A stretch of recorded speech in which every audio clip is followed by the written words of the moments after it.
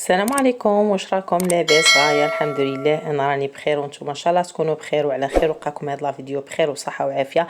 لهنا قبل ما نبداو الفيديو تاعنا نقول لكم يعطيكم الصحه وبارك الله فيكم، شكرا جزيلا وعلى المشتركين جدد اللي دخلوا القناه. هنا كما شفتوا حطيت الفلفل تاعي يتشوى في القلايه الكهربائيه، صراحه نفعتني بزاف، نتمنى انكم تشروها، تنحي عليكم بزاف صوالح العفن الوسخ تاع الزيت في الكوزينه ايتو، يعني تخدمي بنظافه. هنا كما شفتوا جيتكم بالرفيس القسنطيني. هنا كما شفتوا عندي 3 كيلات سميد بالغرفيه هذه. هنا حطيت 3 كيلات سميد بالغرفيه هذه. وصفه يعني رائعه بزاف بنينه. انايا ذقته عند وحده حبيبتي قسنطينيه وقلت ولا غير نجربه ونعطيكم الوصفه. لهنا كما شفتوا درت له مغرف تاع فرينه، درت له مغرف كبيره تاع سكر، ودرت له انا حبيت كاضافه درت رشه تاع فلفل اسود، نحبها يعني في المبسس وفي الحوايج هذو. ولهنا ضفت له الملح حسب الذوق طبعا، والغرفيه اللي كيلت بها سميد كيلت بها الزبده وفيها السمن، يعني كملت الزبده ذايبه وكملت بها الزيت. اللي هنا كما شفتوا فتلت سميد تاعي مليح، فتلتو غايه كما شفتوا. هنا بعد ما فتلتو راني نلم فيه بالماء كما شفتوا. يعني روعه بزاف، بنين بزاف، عجبني. عنده ذوق رائع يعني. احنا عندنا رفيس تاع الغرب، بصح رفيس هذا قسنطيني عجبني بزاف بزاف. نحييها صاحبتي من هذا المنبر، نقولها ربي يخلف عليك ان شاء الله، كما كليتو عندها عجبني بزاف. ولهنا كما شفتوا لميت العجينه تاعي وجيت هنايا باش نحلها في السنيوه كما شفتوا. هنايا علمت برك هكا بالموس باش من بعد كي نجي نقسمها يعني ونرحيها تجيني سهله. هنايا حطيتها في الفرن طابت، بعد ما طابت بالطريقه هذه هنا راح نجيب الاشوار.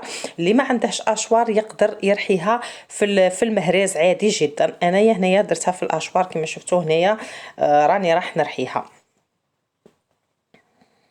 ولهنا بعد ما رحيتها شوفوا كيفاش ولات، يعني تجي كي شغل كيما الطعام هكذا.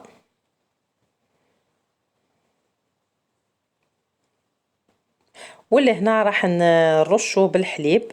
هنايا راح نفتلو شغل تخلي ما تعجنيش، يعني ترشيه وكي شغل كيما نعاودو الطعام، يعني نفس الطريقه تاع الطعام. هنايا كيما شفتوا رشيته بالحليب، راني رش فيه بالحليب ونحل فيه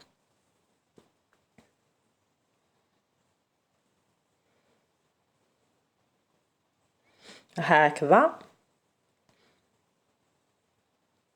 نقولكم يعطيكم الصحة المشتركين جدد اللي دخلوا القناة، نقول لهم بارك الله فيكم وربي يحفظكم. اللي هنا بعد ما رشيته خليته حتى نشف مليح من هذاك الحليب، وراح نفوره في الكسكاس، يعني قلت لكم نفس الطريقة تاع الطعام راح نفوروه 2 خطرات. هنا بعد ما فورته راح نحطوه في القصعة تاعي.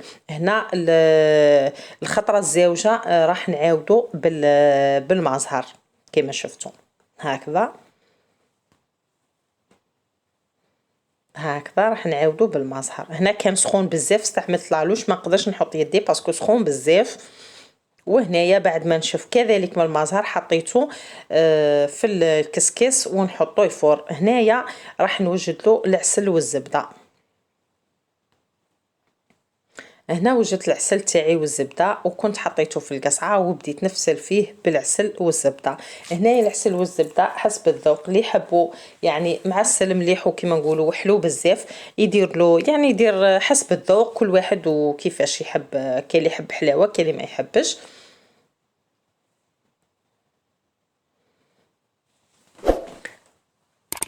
هكذا هنايا بعد ما فتلته بالزبده والعسل، هذا هو الشكل النهائي تاعو. نقول لكم